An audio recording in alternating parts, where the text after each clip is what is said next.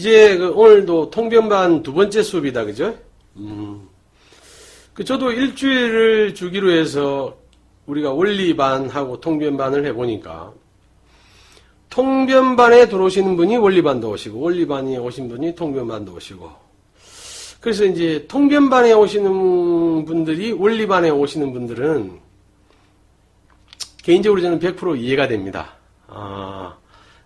또 통변반의 능력이 충분히 있는 분들도 또 다른 누군가가 원리 탐구를 어떻게 하는가 하는 그걸 구경하기 오시는 걸로 충분히 가능한데 혹시 그 원리 탐구반으로 처음 시작하시는 분들이 재미삼아 오시는 건 괜찮아요. 근데 통변반은 여러분들 제가 오늘 그 몇 가지 그 문자를 받아보니까 원래 창암이 가지고 있던 칼라 나름대로 좀 한쪽으로 치우쳐 있고 그 왜곡됐다는 거죠. 그런 것들이 또 즐기는 분들은 제가 이제 세월이 지나면서 처음 보시는 분들은 모르겠지만 굉장히 강의가 부드러워지고 또 뭐 여러 사람들을 대상으로 해서 뭐 실제로 오시는 분들은 얼마 안 되지만 굉장히 부드럽게 하는 강의에 대해서 또 좀 재미를 못 느끼시는 분들도 계시고 아무튼 뭐 어느 분들이나 뭐 이 강의는 자유롭게 들을 수 있습니다만은 처음 시작하시는 분들은 통변반 강의를 들으면서 특히 주의하셔야 될 게 그냥 여러분들이 관광 오셔서 다른 동네에 구경하듯이 그러셨으면 좋겠어요. 너무 깊이 들으시면 여러분들 공부의 성장에 제어가 되고 방해가 될 수도 있습니다. 그래서 굳어지시면 안 되니까 기초반 수업을 하시는 분들이 통변반에 궁금하기도 하고 또 거기 사람이 너무 없으면 어때 해서 구경 오시는 분들은 그냥 또 다른 음악 틀어놓으시고 제 강의 봐주시는 정도면 괜찮겠습니다.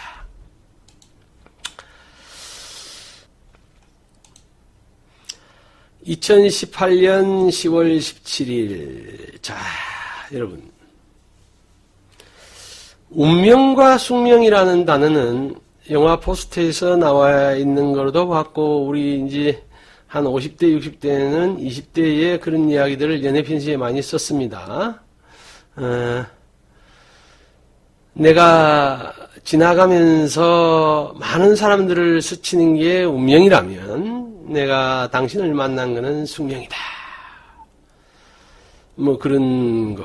그 다음에 운명의 돌은 앞에서 날라오고 숙명의 돌은 뒤통수에서 날라오니 운명은 눈 맑은 놈이 살짝 이렇게 피해갈 수 있지만 숙명의 돌은 피해가기 어렵다. 뭐 이런 단어들 우리가 문장들을 쓰긴 했어요. 근데 여러분 우리가 그 운명과 숙명이라는 거를 앞에 공통분모를 찾으면 이제 명이라는 게 있다, 그죠? 명. 명이라는 거는 여러분 아시다시피 생명의 면안을 이야기하기도 하고 살아가는 과정을 이야기하기도 하고 또 다른 측면에서 본다면 삶 그 자체를 우리는 명이라고 설명할 수 있어요.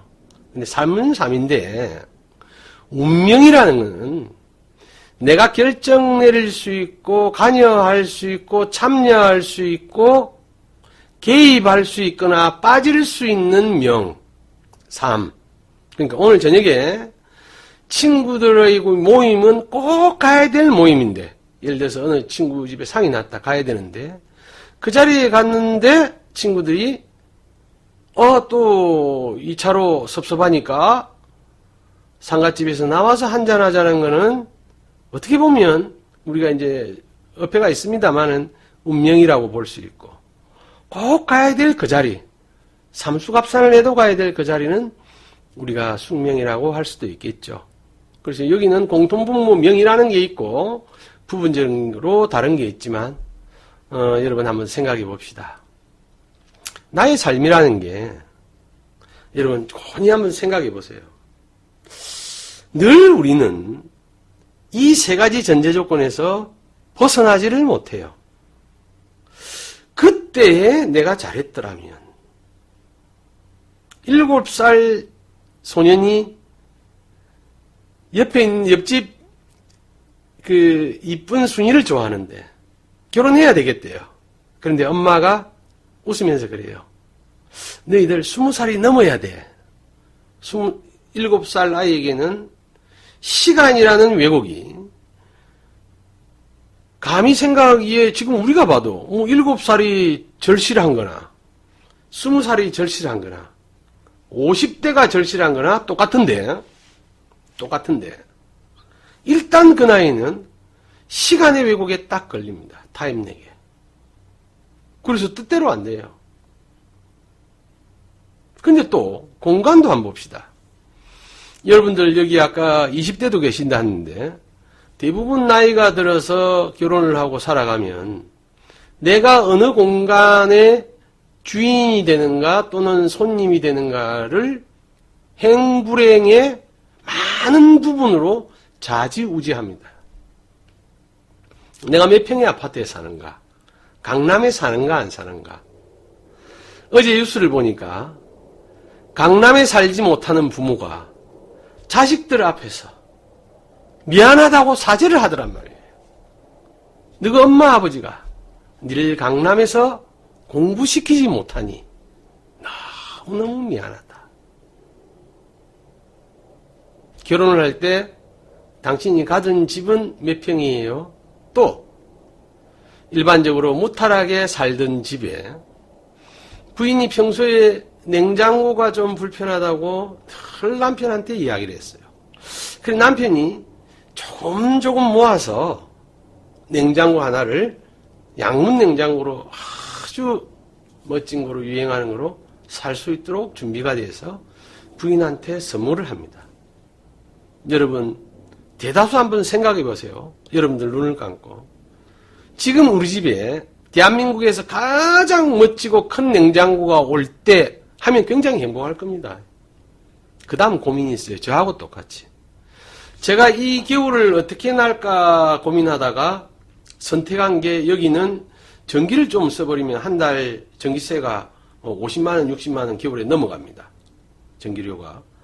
그렇지 않은 난방은 게으른 제가 전부 다 나무를 해가지고 장작으로 불을 떼야 되는데 그건 역시 우풍을 견딜 만한 능력이 안 돼요. 그리고 집이 1단계 집이 있고 1층이 있고 뭐 1층, 2층, 3층 하면 여러분 헷갈리실 텐데 한옥은 그렇게 이제 낮은 계층의 한 플로어에 있는 거 또 한 계단을 올라오면 또 거기에 손님 숙소가 있는 곳. 제가 있는 곳이 제일 높은 3층입니다. 그래서 제가 저 밑에까지 그러니까 제 집에서 시작과 끝까지가 한 100m 돼요. 그러니 이거를 겨울이 되면 혼자 살 때는 한 군데 아주 작은 데를 난방만 하면 되는데 같이 있는 동행인이 있거나 손님이 오시면 불을 다 따로 떼야 됩니다. 어마어마 골치 아픈 일이라 이 일이. 자 여러분 돌아가서 제가 이 겨울을 나기 위해서 난로가 하고 고민을 했었는데 어느 날 난로가 생겼어요. 아주 그것도 대한민국에서 멋진 난로가. 그런데 이 동네에는 다른 지역과 같이 난로에 들어가는 연통을 또 파는 데가 없어. 그거 구한다고 하루 반나절이 걸리고 택배로 난로가 왔는데 그게 100kg예요. 주물 100kg. 그래서 그 오기 전까지는 택배가 온다 해서 설레이는 마음으로 기다렸는데 도착해서 뜯는 때까지는 행복했어요. 근데 이걸 어떻게 아까 100m를 올라올까? 그리고 올라오는 길이 전부 다 계단으로 되어 있습니다. 그것도 사람이 많으냐? 하루 기다려서 온 친구 둘이서 100kg를 들고 오는데 계단은 못 올라옵니다. 가파라서. 옆에 길로 우회해서 오는데 요번 그 태풍에 길이 원래 한 3m 유지됐던 우리 3층으로 올라오는 우회도로가 1m도 안 남고 다 유실이 돼갖고 길이 아주 그 멋지게 나 있어요. 그러니 이거 앞뒤로 들고 오면서 그거 걱정하니까 난로가 없을 때의 고민보다 난로가 생기고의 고민이 더 커지더라고요. 여러분 여러분이 있는 환경에서 냉장고를 바꾸고 싶다고 생각하신 분들이 소형이 아닌 신형을 원한다면 그 다음 걱정은 바로 집이 좁다는 거예요. 집이 좁다. 집이 좁다. 그러니 이 공간에 대한 자유를 우리가 쉽게 가질 수 있을까요? 쉽게 말해서 내가 한국에 있는데 미국에 가고 싶다. 부산에 있는데 서울에 가고 싶다가 쉽게 이루어집니까? 우리가 10년 전으로 10년 후로 가는 시간의 문제에서 자유롭지 못하지만 여기서 저기로, 저곳에서 이곳으로, 1층에서 2층으로, 2층에서 1층으로가 자유롭지 못해요. 그러면 표시되어 있는 가장 큰 요소라고 그려져 있는 인간이라는 걸 한번 봅시다, 여러분.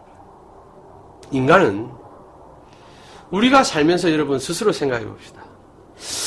내가 나훈아를 좋아하는데 아까 젊은 분도 계시니까 H.O.T. 요즘 젊은 친구들은 또 관계 속에 놓이지 못할까. 결혼한 많은 사람들이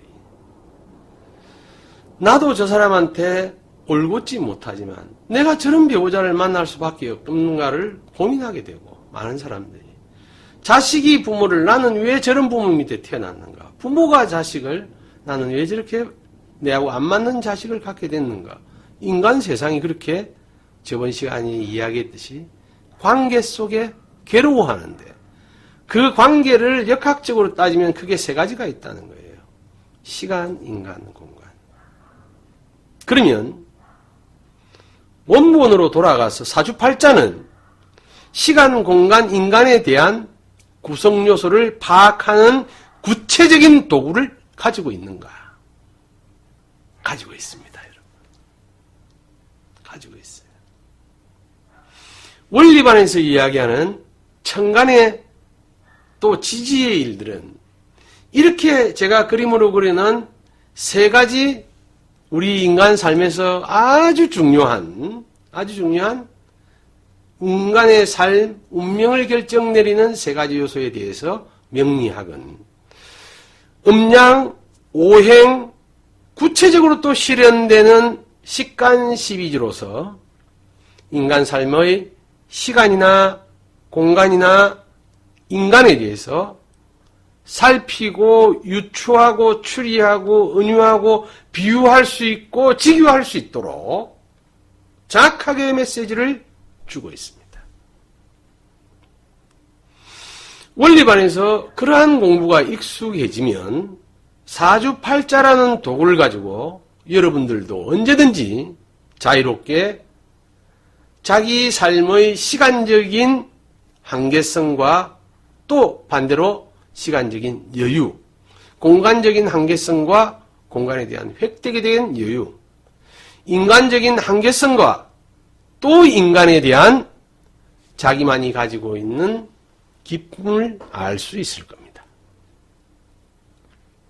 명리학은, 운명학은, 명리학을 운명학이라는 데는 저는 찬성하지는 않지만 아무튼 뭐라고 부르든 이렇게 사주팔자라는 도구를 가지고 삶을 예측하는 이 학문이라 하든 기술이라 하든 이것들은 참 자연적이에요, 여러분.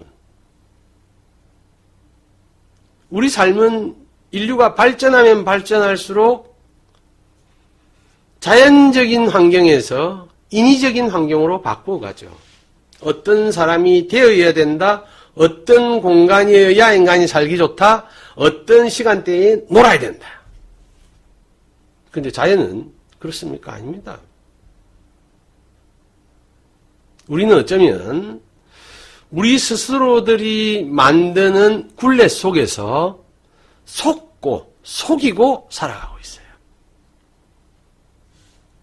자, 아무튼 운명은 통변이라는 과정을 가는데 통변은 그럼 무엇을 구체적인 도구로 쓸 건가는 이미 말씀드렸듯이 명리학은 식간 12지인데 그것들로 우리 삶의 어떠한 부분을 정확하게 찔러서 설명하고 이해하고 해석할 수 있는가는 시간, 공간, 인간이라는 3요소다. 여기서도 여러분들이 한 번 더 생각해 보셔야 될 게 시간은 우리가 타임이라고, 공간은 스페이스, 인간은 휴먼, 이래 한다면 영어적인 판단에서는 그 세 개의 공통점이 없지만 한문이든 뭐 이게 한문 중국 사람들이 쓰는지는 모르겠지만 우리가 쓰고 있는 이 글 한글로 바꿔도 인간, 시간, 공간은 간이라는 공통분모를 가지고 있어요. 공통분모를 가지고 있다는 것은 유전적으로 일부분이 공유되고 있다는 겁니다.